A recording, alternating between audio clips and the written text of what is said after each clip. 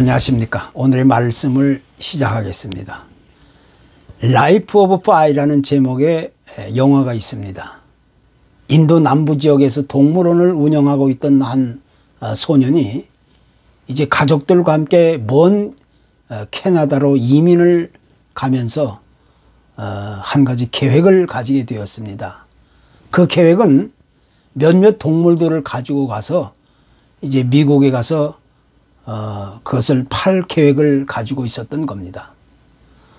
그런데 그 배가 필리핀 지역에 이르렀을 때 그만 예상치도 못하게 거친 파도와 풍랑을 만나면서 배가 파손되고 그 소년은 아주 간신히 구조보트에 의해서 살아남게 되었습니다. 그런데 그 구조보트 안에는 얼룩말과 하이에나, 오랑우탄이 이제 함께 타게 되었습니다. 얼룩말을 항상 공격하는 하이에나와 또 이를 저지하는 오랑우탄 간의 그런 치열한 싸움이 있었는데, 그것뿐만 아니라 이 보드 밑에 있는 호랑이가 자신의 본 모습을 드러내면서 결국에는 마지막에는 그 보트 안에는 호랑이와 소년만 달랑 남게 되었던 겁니다. 참으로 생각하기에도 끔찍한 그 넓고 넓은 망망대해 한복판에서 이제 보트 밑에서는 상어 같은 무서운 존재들이 도사리고 있고, 보드 위에는 언제라도 소년을 잡아먹을 듯한 그런 무서운 호랑이가 앉아 있는 것입니다. 이런 끔찍한 상황 속에서 과연 소년이 어떻게 살아남을 수 있겠습니까? 그런데 이 소년이 여기서 살아남을 수 있는 아주 기발한 아이디어 하나를 생각해내게 됩니다. 호랑이를 죽인다는 것은 불가능한 일이었는데 호랑이를 절대로 굶겨서는 안 된다는 그런 생각을 갖게 됩니다. 그래서 소년은 구명조끼를 엮어서 뗏목으로 만들어서 이제 가까운 바다 위에 나가 생선을 잡아가지고 그것을 호랑이에게 먹이면서 조금씩 호랑이를 훈련시켜 나가게 되었습니다. 다시 말하면 이 소년은 지금 호랑이에게는 먹잇감이고 또 호랑이의 관리자가 된 셈입니다.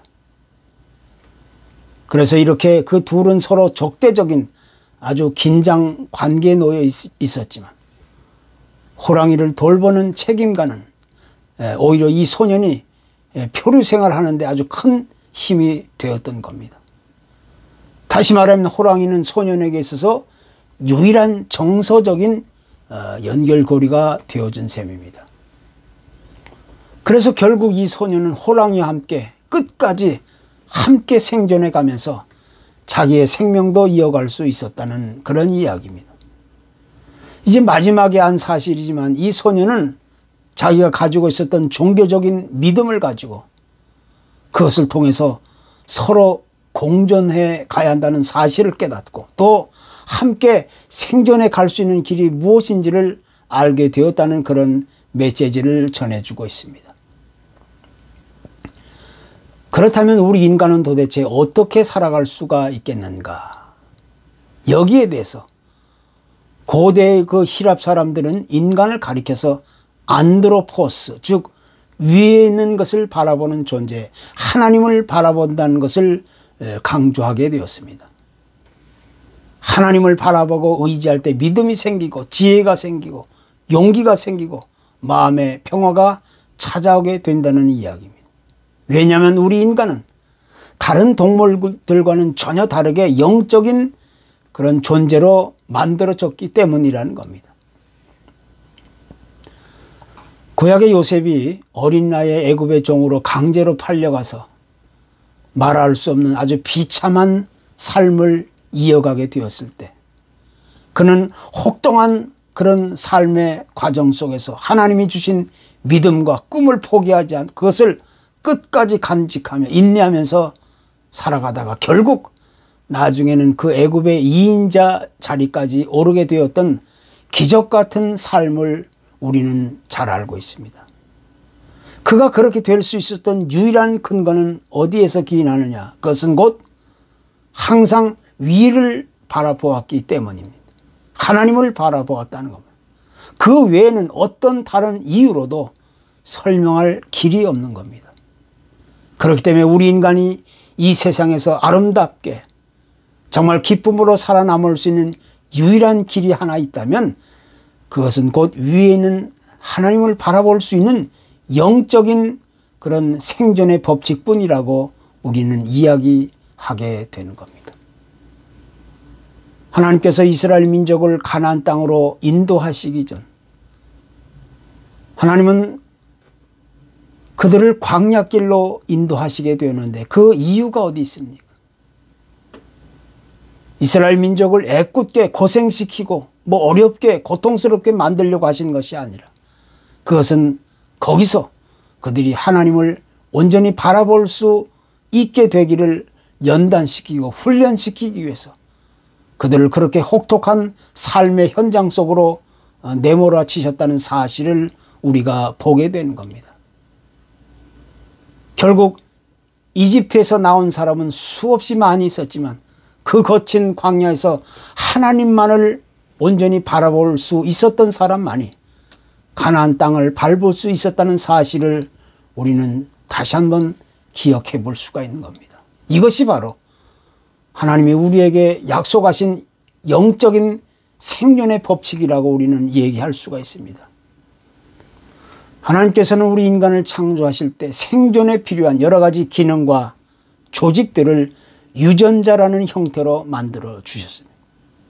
물론 그 유전자가 잘못 변형되거나 변질되어서 여러 가지 질병을 가져오기도 하고 또 나쁜 부정적인 영향을 가져올 때도 있지만 그러한 영향은 우리 인간의 범죄의 그런 원인 때문에 나타나게 되는 이유라고 말할 수 있습니다. 그러나 우리 인간이 거부할 수 있는 이 근본적인 존재의 이유가 있다면 그것은 곧 우리 안에 생존에 필요한 영적인 유전자가 고스란히 심겨져 있다는 사실입니다.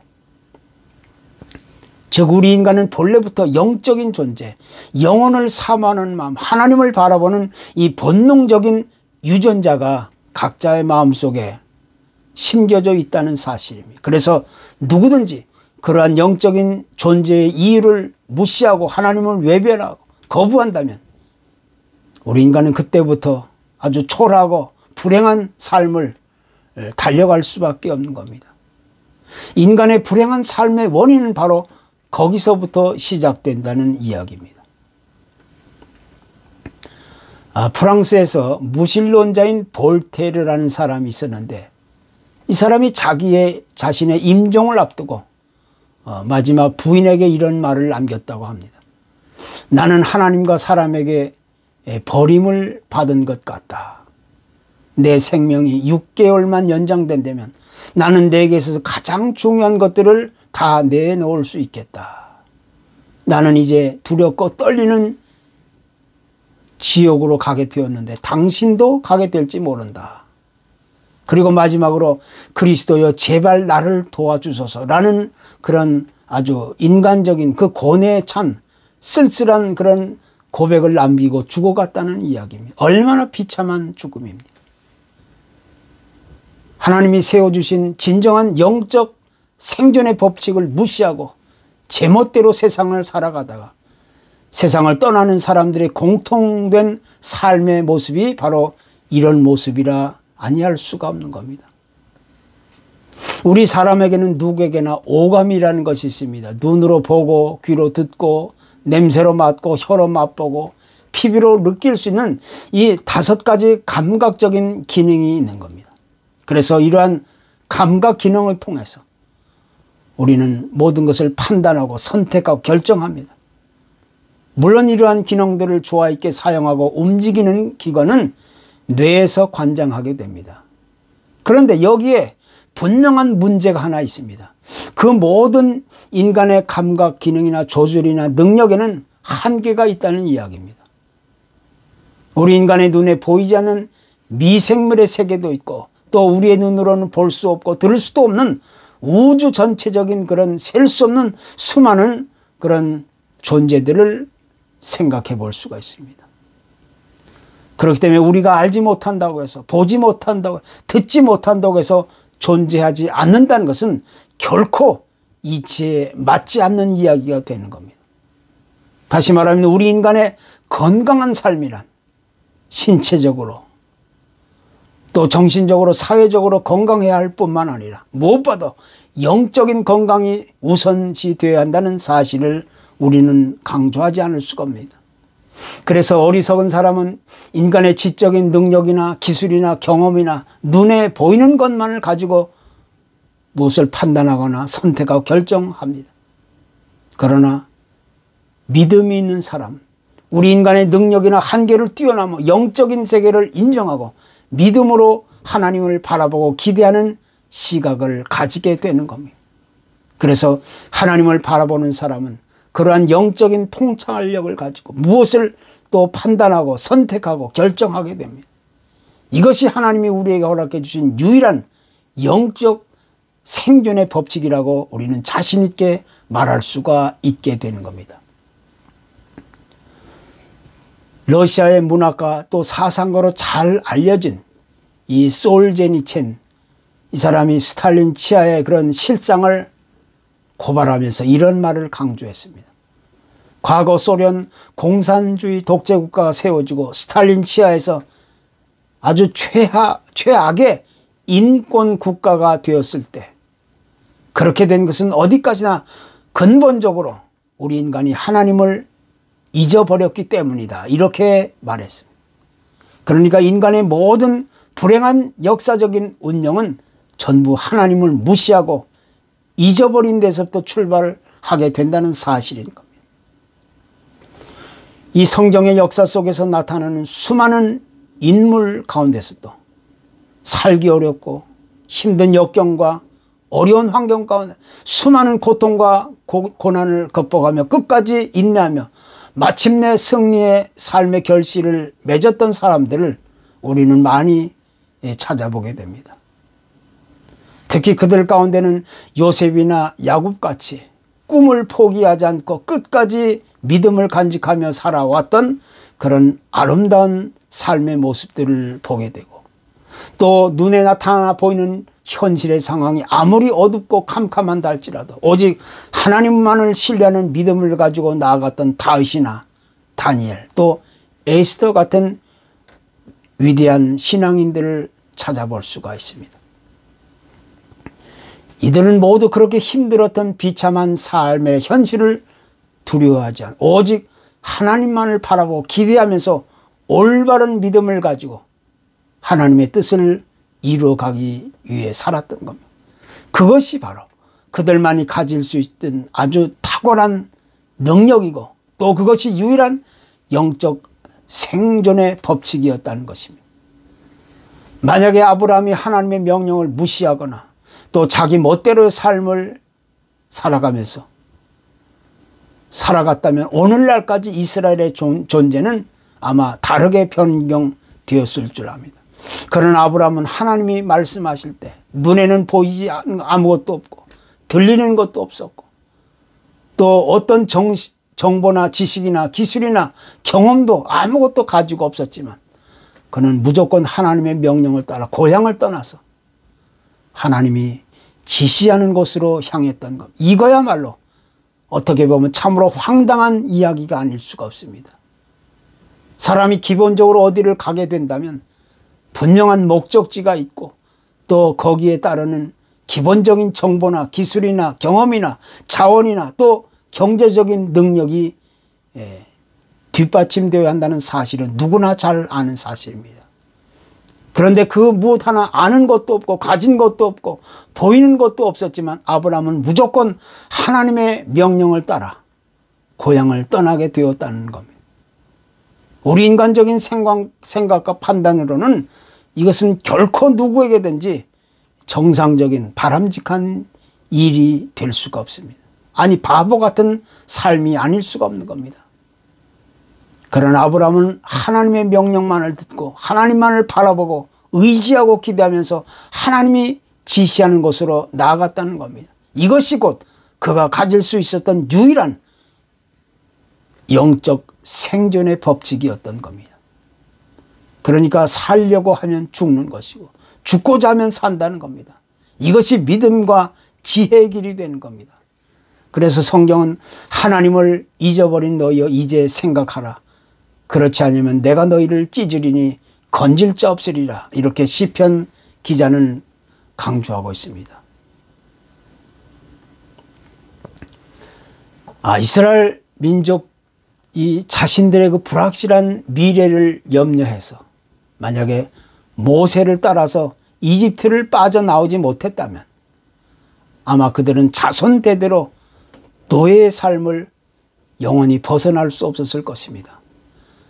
그러나 그들은 현실적인 어려움과 불확실한 미래의 불안함에도 불구하고 모세의 말을 듣고 이집트를 빠져나오게 되었던 겁니다.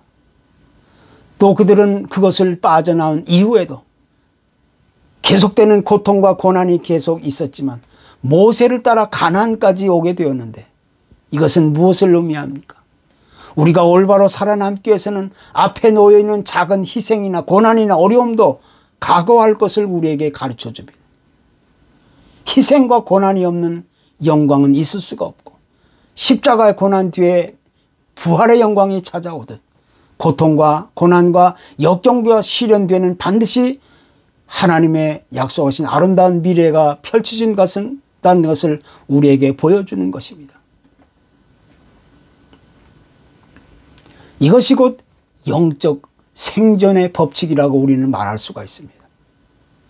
그러므로 하나님을 믿고 따르는 사람들, 우리 그리스도인들은 하나님이 말씀하시고 약속하시는 그 말씀을 믿음으로 받아들여 순종하고 기대함으로 따라갈 수 있어야 된다는 것. 그것만이 우리가 유일하게 살아남을 수 있는 영적 생존의 법칙이라고 우리는 오늘 다시 한번 강조해 마지 않습니다. 감사합니다.